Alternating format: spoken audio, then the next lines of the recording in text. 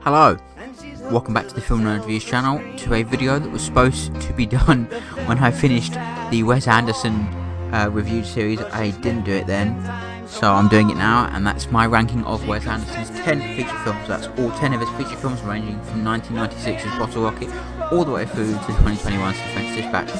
And speaking of The French Dispatch, let's move on to our first film, which is exactly that, The French Dispatch. Now, this looks bad on paper because it's The French Dispatch, and it's his most recent film, so it's essentially me saying things only get better, which to an extent is true, but I think this was the second Wes Anderson film that I ever watched, behind Grand Budapest Hotel, and while it is one of my favourite movies of 2021, but it's at the bottom of this Wes Anderson list, it just goes to show how good all of his movies actually are, that a film at the bottom of the overall Wes Anderson list is at near the top of the list of films in one of the year it came out. Pretty crazy. But I genuinely think The French Dispatch, the only reason why it's so low is that because it's that kind of anthology movie, it struggles, I think, a lot of the time with some of the segments. Obviously it's all different segments, and I think some of the segments are not as fun. There's some really, like, if it was split into separate short film segments, each segment would be in different places, genuinely, because I think the Owen Wilson bicycle one is one of the weakest ones. I also don't like the chess one as well, whereas I really like the police chief food one at the very end. That's one of my favourites, and I also like I also like the Concrete Masterpiece with Benicio del Toro and Lea Seydoux. Those two are the best ones, but the others are just not as good in my humble opinion, and I think that's what it suffers from, having elements that are wrong with it. But don't get me wrong, it's still a brilliant film. I recommend we all watch it, and it is now streaming on Disney Plus. And you know, genuinely, all of these movies are some of my favourite movies ever made. All of these movies are on my top 90 movies of all time list, every one of them, because they are some of my favourite movies ever made. Wes Anderson is my favourite director of all time, and I cannot wait to see what he does next as well. And again, The French Dispatch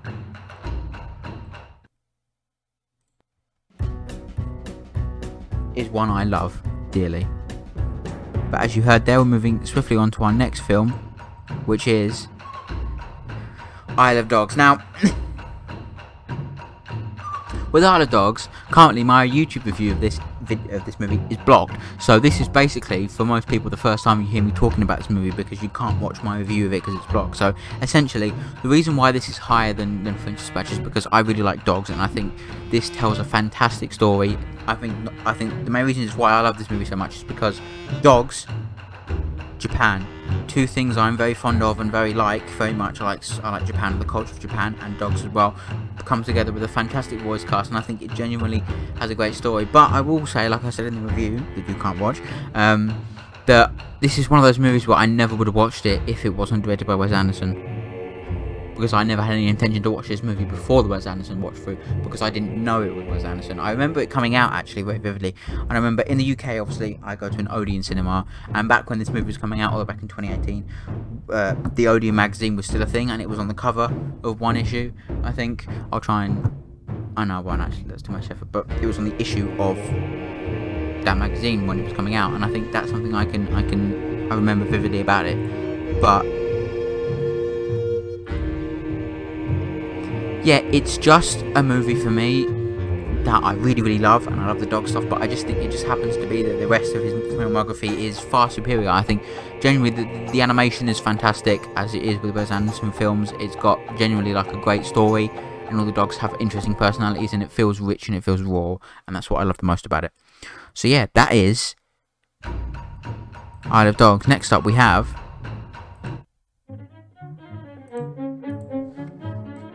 number 8, the Darjeeling Limited. Now, I do love this one as well. Like I said, I love every Wes Anderson movie, but for this one in particular, the thing I love the most about it is the chemistry between the three main leads. It also feels like Wes Anderson's most adult movie. A lot of his movies feel very childlike with childlike innocence, whereas this one feels the most adult. These three brothers having, not been seeing each other for a long time, coming together in India. I think it has a genuinely great story, like most of his movies does. Our three leads are fantastic. It's the first one to start Adrian Brody, so that's a start for a lot of it. Again, Owen Wilson, a recurring collaborator of Wes Anderson. I think there's some really beautiful shots. This is one of the only ones that doesn't really have a score to it, which I can understand how it's made. But at the end of the day, it's a movie I genuinely has. Again, it's another one filled with great cultural affection for the culture and stuff. And I think, like I said, our three leads are fantastic. You've got a lot of wide range of great characters in the Darjeeling Limited. It's also streaming on Disney Plus, although Isle of Dogs isn't yet in the UK, but it is in the States.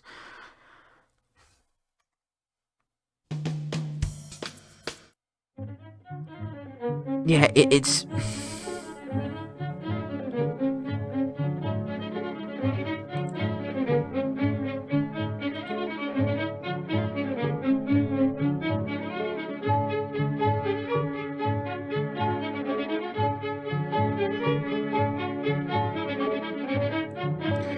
It's a great movie. It always will be a great movie.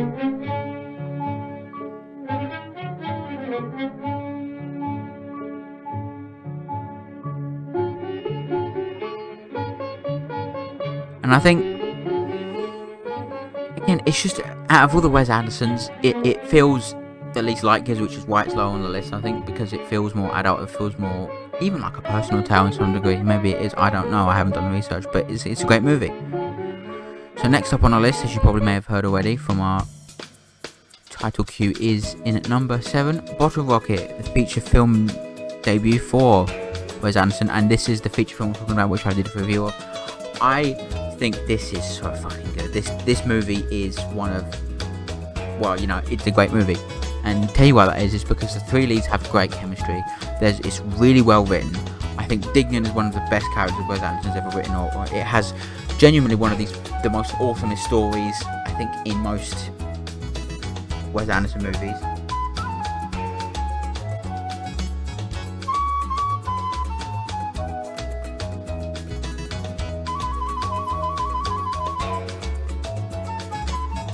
It is also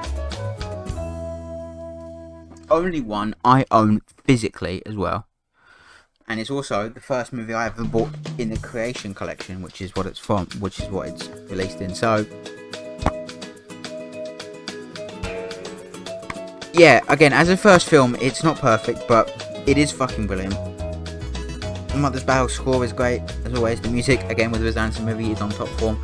It just really has a great appeal to it. It's one of his better made movies, I won't lie. I think it's incredible. I love every second of Bottle Rocket. It's one I go back and watch quite regularly, I think. And for a first film to be that good, it's quite amazing. And I genuinely think Bottle Rocket is one of my favourite movies ever made, as all these movies are, like I previously said. And I just think Bottle Rocket has something special about it that the rest of the films afterwards didn't have, I think. But as we'll see going on, that can be true or false in a lot of regards to some of the movies. So let's move on to our next film. In at number 6, we have Fantastic Mr. Fox. Now, obviously the first animated movie, and I know a movie that a lot of people hold near and dear to their heart, and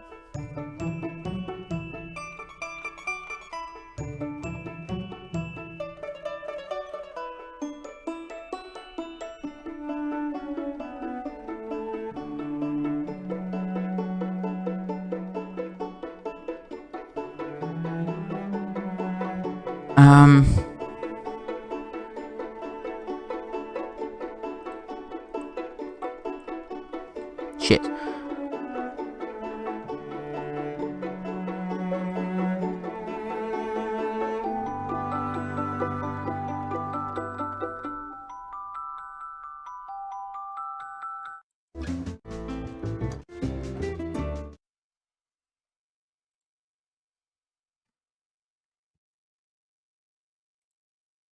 yeah, it's a movie I genuinely like. I will say this, like I said in the review, that it was a movie that going in, I wasn't thinking too highly of because I didn't think the Wes Anderson style could be replicated in an animation, which is why I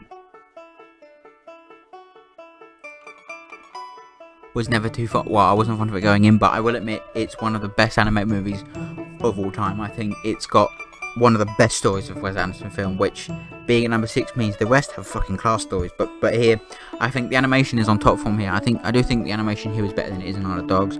I do think this is a better movie. I think genuinely this has so much heart and soul put into it. You can clearly see and it's good to see that Wes Anderson is returning to the world of Roald Dahl quite soon. But we'll talk about that in a bit. Yeah, I just think Fantastic Mr. Fox is really good. Again, I've always said there's no such thing as a perfect movie, but from here on out, I think these movies.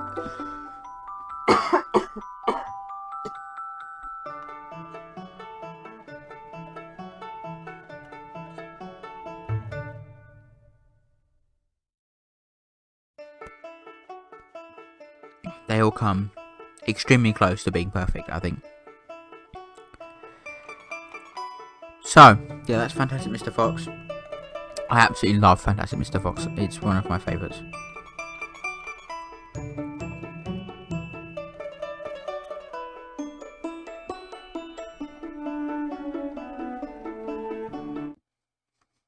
Yeah.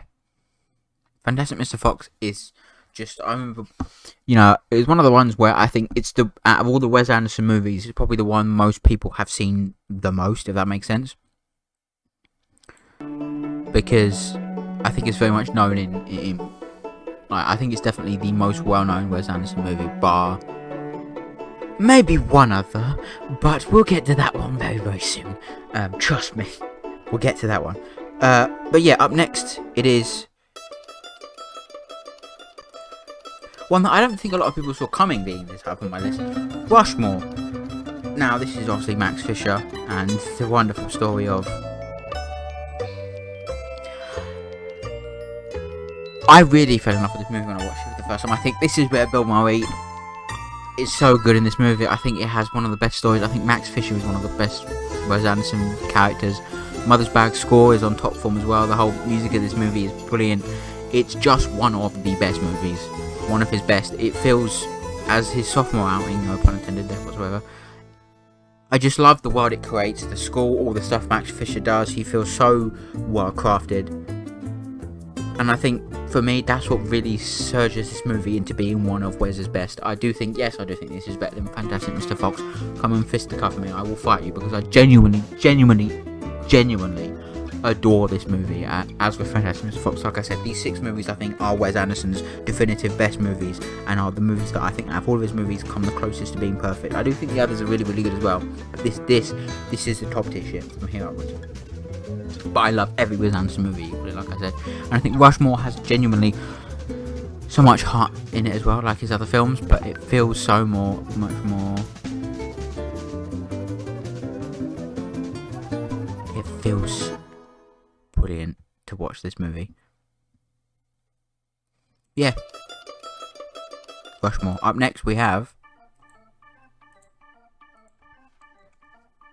Moonrise Kingdom, one that I genuinely, I know I can say this, but I adore this one too. I think this one also has, listen, it's really complicated to go on about each one of these films because talking about them one after the other, but I think Bruce Willis, Ed Norton, top form here, absolutely class. I think this one feels the most something out of what could have happened in Wes Anderson's childhood. I think again the small child in this movie is cool. Jason Schwartzman is fun, Bill Murray is fun, the whole movie feels really, really just beautiful. It's such a great movie. It's definitely, one of my favourites of all time. I adore this movie. It is so beautifully shot, so well made. It feels so beautifully open and yet beautifully close at the same time, and it is genuinely incredible how good this movie is. And it's on Netflix in the UK at the moment because this was the one movie Wes Anderson made that after Bottle Rocket that was not put out by Disney, or at the time Touchstone Pictures / Searchlight Pictures. This was battled by Focus Features back in 2012. So yeah, that's why it's hard to watch. It was made on a very small budget and very intriguingly out of all his movies. But I genuinely, like I said, this was the second one that Desplat scored. Obviously, we had Mother's Bag for Bottle Rocket, Rushmore, Royal Tenenbaums, and that was it. Yeah, that was it. Oh, and Life Aquatic as well. And then no one for Darjeeling, and then Desplat came in for Fantastic Mr. Fox onwards. So again, a great score from Desplat, much like in Fantastic Mr. Fox. Fucking brilliant film music from all of the Wes Anderson movies. And this movie just is so fucking good. Genuinely, it is so good. I love it so much, and it feels so well woven. So well made. But next up we have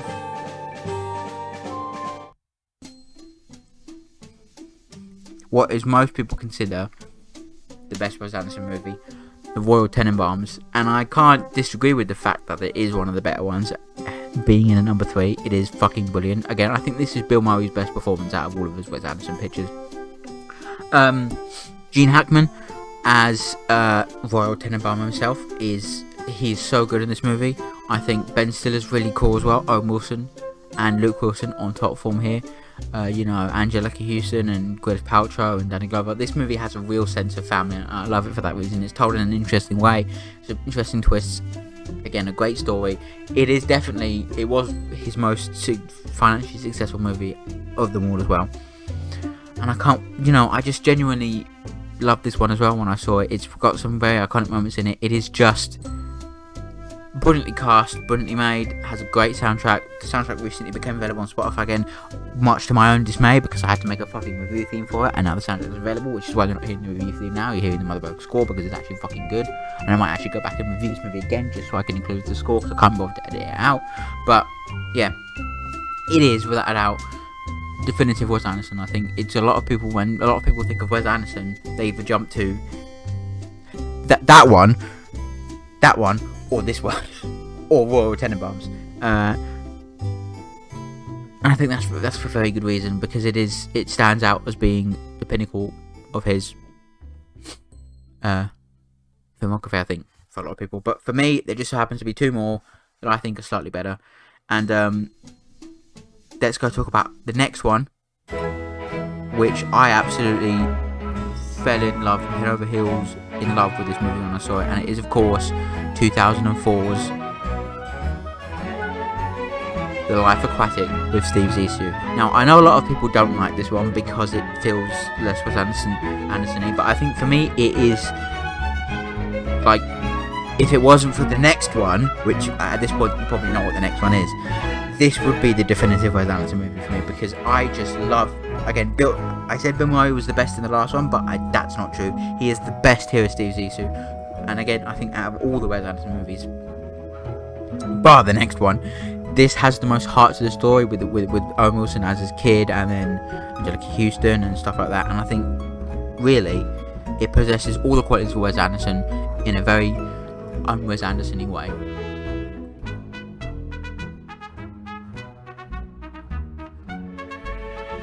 And I just think it's such a gorgeously well-made movie. It just feels so well produced, well made, well edited. The whole lot of it is genuinely as close to perfect as a Wes Anderson movie will get, except for the next one. We all know exactly where this is going, but of course, how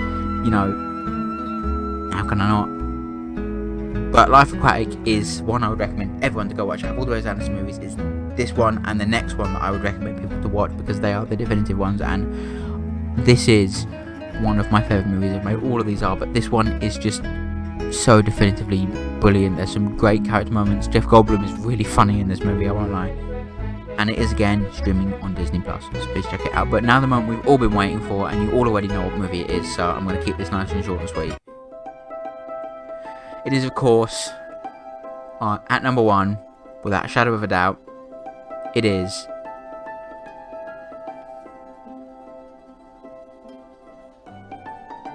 The Grand Budapest Hotel. I think if memory serves me correct, my third favourite movie of all time.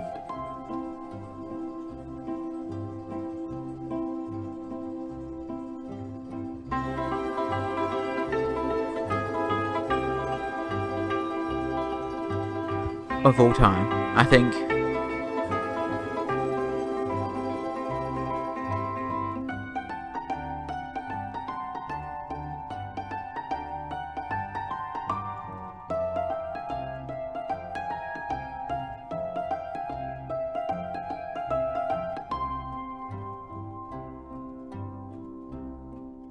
but yeah, listen.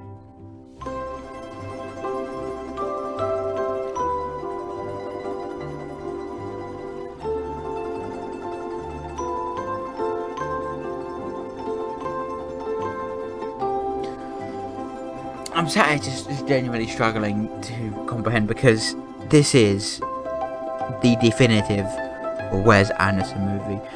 Now, as much as, like I said, yeah, this is my third favourite movie of all time since everything ever came out, but this movie is gorgeous. Like, the colours, the shots, the visuals is gorgeous.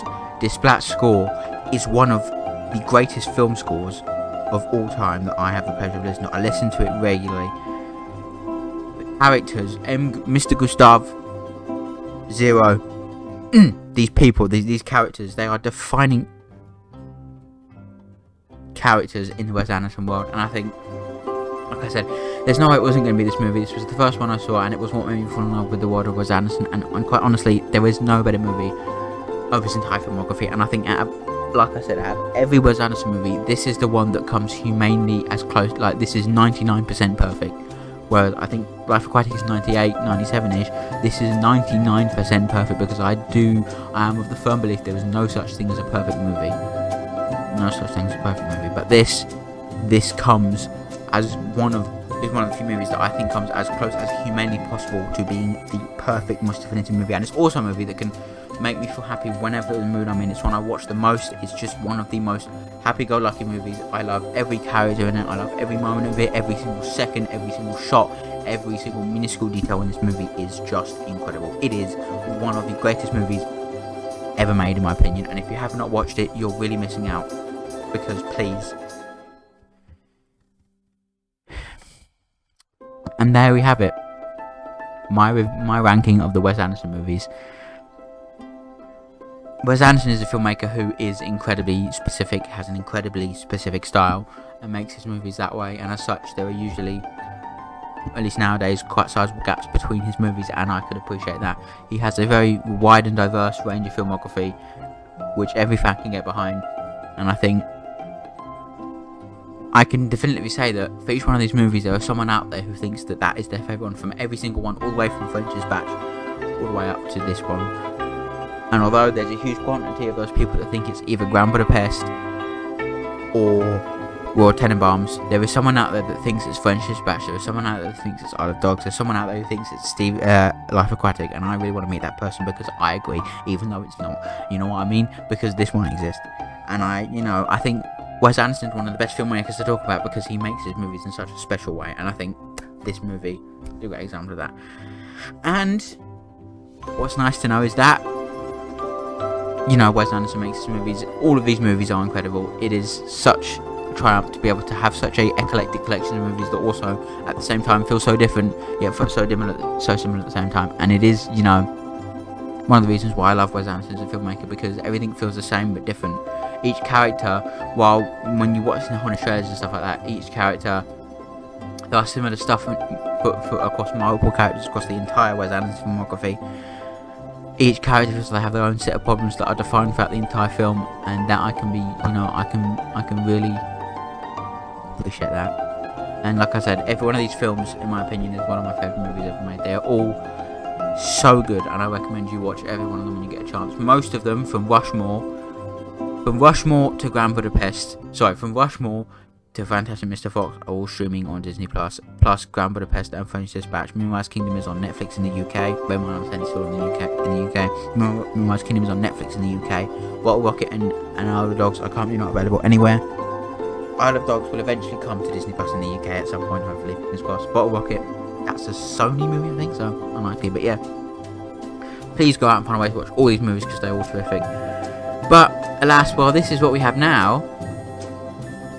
This is what we have to look forward to in the coming 2 years. Not one, but two movies currently in production. Asteroid City, which is wrap production and is hopefully set to come out later this year, but we'll see what happens. And then the other one, which is the Netflix original movie, The Wonderful Story of Henry Sugar, Wes Anderson's second Roald Dahl adaptation, is set to release at some point in the future. But it's pretty known that Asteroid City is coming this year from Searchlight Pictures.